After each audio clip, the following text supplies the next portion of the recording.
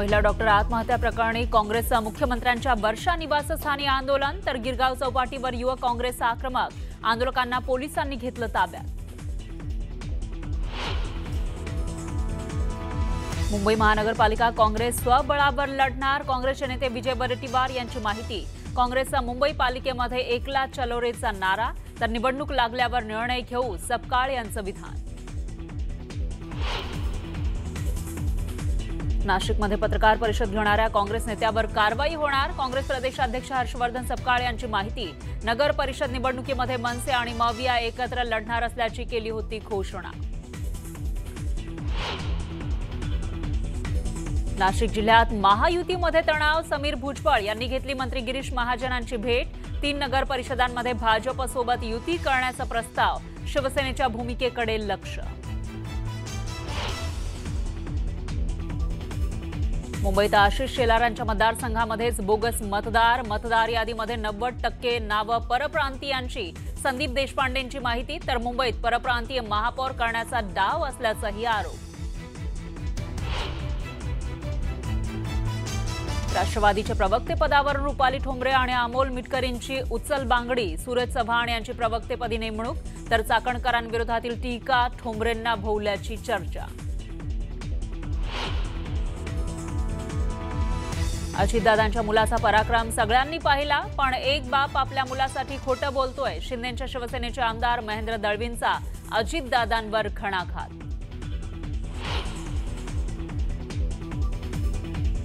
संजय राऊतांना आज रुग्णालयातून मिळणार डिस्चार्ज, प्रकृतीमध्ये सुधारणा झाल्यामुळे डिस्चार्ज मिळणार असल्याची सुनील राऊत यांची माहिती।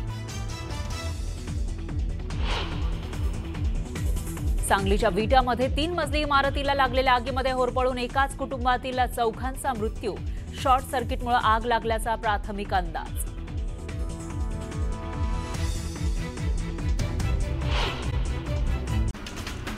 अनेक कार्यकर्ते स्वबळावर लढण्याची मागणी करत असल्याचं मंत्री बावनकुळे यांनी म्हटलंय, तर सर्व अधिकार स्थानिक पदाधिकाऱ्यांना दिल्याचं ते म्हणाले। योग्य चाचपणी करून पुढे जाण्याच्या सूचना दिल्याचंही त्यांनी सांगितलं। मालेगाव शहर आणि तालुक्यामध्ये उद्धव ठाकरेंच्या शिवसेनेला खिंडार पडलाय। शेकडो कार्यकर्त्यांनी मंत्री दादा भुसे यांच्या उपस्थितीत शिंदे शिवसेनेत प्रवेश केलाय। त्यात शरद पवारांच्या राष्ट्रवादीच्या कार्यकर्त्यांचा देखील समावेश आहे। भाजप नेते वैभव खेडेकर यांचं स्टेटस पुन्हा एकदा चर्चेत आलेलं आहे। स्टेटसच्या माध्यमातून खेड नगर परिषदेच्या नगराध्यक्षपदावर दावा करण्यात आलाय। वैभव खेडेकर यांची पत्नी वैभवी खेडेकर भावी नगराध्यक्ष म्हणून स्टेटस लावण्यात आलाय। वर्ध्यात महायुतीमध्ये उमेदवारीवरून तणाव निर्माण झालाय। नेत्यांनी स्वबळ दाखवल्यानं कार्यकर्ते संभ्रमात पडले। तिन्ही पक्षाचे नेते आणि पदाधिकारी स्वबळावर लढण्याच्या तयारीत असल्यानं तणावाचं वातावरण निर्माण झालंय। सोलापुरातील 289 जागांसाठी आजपासून उमेदवारी अर्ज भरण्यास सुरुवात झालेली आहे। जिल्ह्यामध्ये भाजपकडून स्वबळावर निवडणूक लढण्याची तयारी, तर विरोधकांकडून सर्वपक्षीय आघाडी करून निवडणुकीला सामोरे जाण्याची लगबग सुरू झाली आहे। अनेक नगर परिषदेमध्ये चुरशीची लढत पाहायला मिळणार आहे। महसूल मंत्री चंद्रशेखर बावनकुळे यांच्या नागपुरातील घरी इच्छुक उमेदवारांनी गर्दी केली आहे। पक्षाकडून संधी मिळण्यासाठी उमेदवार बावनकुळे यांची भेट घेत आहेत। पालकमंत्री चंद्रशेखर बावनकुळे यांचं होमटाऊन असलेल्या महादुला नगरपंचायत निवडणुकीमध्ये भाजप स्वबळावर निवडणूक लढण्याच्या तयारीत आहे। महादुला नगराध्यक्ष आणि नगरसेवक पदासाठी भाजप स्वबळाच्या तयारीत असल्याची माहिती महादुल्याचे माजी नगराध्यक्ष राजेश रंगारी यांनी दिली।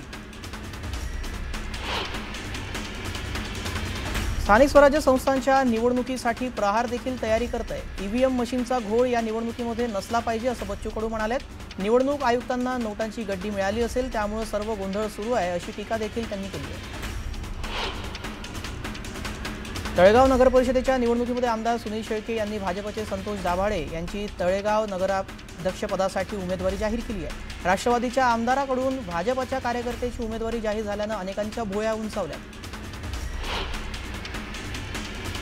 धनगर समाजाच्या आरक्षण आणि हक्कासाठी सातत्यानं लढा देणाऱ्या माजी मंत्री बाळासाहेब धोडतले यांनी स्थापन केलेल्या यशवंत सेना या पक्षाला अखेर राज्य निवडणूक आयोगाची मान्यता मिळाली आहे। या पक्षाचे उद्घाटन अहिल्यादेवी होळकर यांच्या जन्मगावी चौंडी येथे करण्यात आलं। यावेळी पहिला एबी फॉर्म अहिल्यादेवीच्या चरणी ठेवून पक्षाच्या कार्याची सुरुवातही करण्यात आली आहे। रोहित पवारांची जमीन घोटाळे म्हणजे झाकली मूठ 1.25 लाखाची असं म्हणत ग्रामविकास मंत्री जयकुमार गोरेंनी रोहित पवारांना टोला लगावला। नारायण राणेंना पक्षापेक्षा पुत्र महत्त्वाचे वाटत असल्याची टीका वैभव नाईकांनी केली आहे, तर भाजपाने त्यांच्यावर कारवाई करावी अशी मागणी त्यांनी केली। बच्चू कडूंचं वाहन फोडणाऱ्याला किंवा काळं फासणाऱ्याला 3 लाख रुपये देणार असल्याचं प्रतीक कदमांनी म्हटलंय। कडूंनी विखेंचं वाहन फोडणाऱ्याच्या वक्तव्यावरून त्यांनी हे प्रतिआव्हान दिलंय।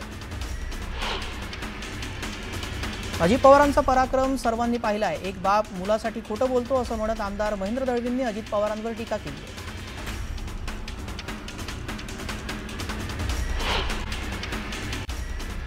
राष्ट्रवादीच्या नेत्यांचा त्यांच्याच नेत्यांनी घात केल्याचं म्हणत महेंद्र दळवींनी सुनील तटकरेंवर टीका केली आहे, तर कोलाड नाक्यावरील 70,000 कोटींचा घोटाळा पाहिल्याचं म्हणत हल्लाबोलही केला।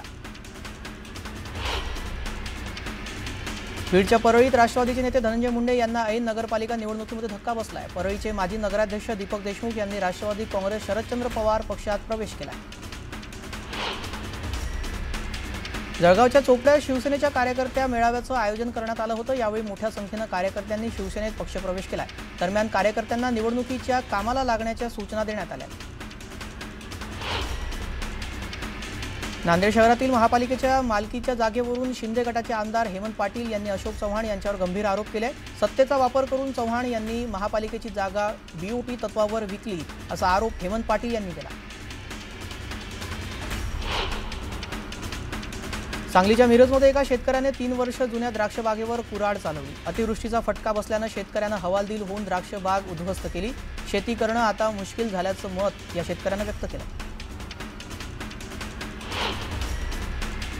वाशिमच्या कृषी उत्पन्न बाजार समितीत बीजवाही सोयाबीनचा दर 8,000च्या वर गेल्यानं 30 ते 32,000 क्विंटल सोयाबीनची विक्रमी आवक झाली आहे। बाजार परिसरात मोठ्या प्रमाणात सोयाबीन आणलं असून आता वाहनांच्या लांबच लांब रांगा लागल्याचं दिसून येत आहे। चंद्रपुरात वनविभागाकडून व्याघ्र दर्शनाची सोय केली जाणार आहे, तर टायगर सफारीचंही आयोजन केलं जाणार आहे। यासाठी वनविकास मंडळाला जबाबदारी देण्यात आली आहे। बीडमध्ये शिरूर कासार शहर बंदची हाक देण्यात आलेली आहे। मनोज जरांगेंच्या हत्येचा कट रचणाऱ्यास सुपारी देणाऱ्यांना अटक करा अशी मागणी यावेळी करण्यात आली आहे। साताऱ्याच्या मलवडी गावातील राधा नावाच्या म्हशीची गिनीज बुक ऑफ वर्ल्ड रेकॉर्डमध्ये नोंद करण्यात आलेली आहे। जगातील सर्वात कमी उंचीची म्हैस म्हणून राधाची ही ओळख आता जगासमोर आली आहे। नाशिक जिल्ह्यामध्ये थंडीच्या कडाक्याला सुरुवात झाली आहे। यावेळी निफाडचा पारा 9.5 अंशावर पोहोचल्यानं नागरिकांनी शेकोटीचा आधार घेतल्याचं दिसतंय। छत्रपती संभाजीनगरच्या जायकवाडी धरणातून 171 टीएमसी पाण्याचा विसर्ग करण्यात आलाय। ऑगस्टच्या दुसऱ्या आठवड्यातच धरण 90% भरलं होतं। ऊर्ध्व भागातून सतत पाण्याची आवक होत असल्याचं पाहून पाटबंधारे विभागानं गोदा पात्रात आणि उजव्या कालव्याद्वारे पाण्याचा विसर्ग सुरू केला होता। गोंदिया जिल्ह्यामध्ये थंडीचा जोर वाढलाय। गोंदियात काल 11.5 अंश सेल्सिअस तापमानाची नोंद झाली। पुढील काही दिवसात थंडी आणखी वाढण्याचा अंदाज वर्तवण्यात आलाय। नाशिक येथे यंदा होणाऱ्या कुंभमेळ्याच्या पार्श्वभूमीवर भाविकांच्या सोयीसाठी जळगाव नाशिक विमानसेवा सुरू करण्याबाबत प्रयत्न सुरू असल्याची माहिती समोर येत आहे। जळगाव आणि नाशिक येथील दोन्ही विमानतळ कार्यरत असल्यामुळे ही सेवा तांत्रिकदृष्ट्या शक्य असून सध्या प्राथमिक स्तरावर याबाबत हालचाली सुरू आहेत। बुलढाणा जिल्ह्यामध्ये प्राप्तिकर विभागानं केलेल्या एका मोठ्या कारवाईमुळे पोलीस विभागात खळबळ उडाली आहे। आयकर विभागाने जिल्ह्यातील सुमारे 1050 पोलीस अधिकाऱ्यांना प्राप्तिकर नोटिसा बजावल्या आहेत। त्यांच्यावर बनावट गुंतवणूक आणि कपात दाखवून कर चोरीचे गंभीर आरोप करण्यात आले। नाशिक येथे यंदा होणाऱ्या कुंभमेळ्याच्या पार्श्वभूमीवर भाविकांच्या सोयीसाठी जळगाव नाशिक विमानसेवा सुरू करण्याबाबत प्रयत्न सुरू असल्याची माहिती समोर येत आहे। जळगाव आणि नाशिक येथील दोन्ही विमानतळ कार्यरत असल्यामुळे ही सेवा तांत्रिकदृष्ट्या शक्य आहे। सध्या प्राथमिक स्तरावर या संदर्भात हालचाली सुरू आहेत।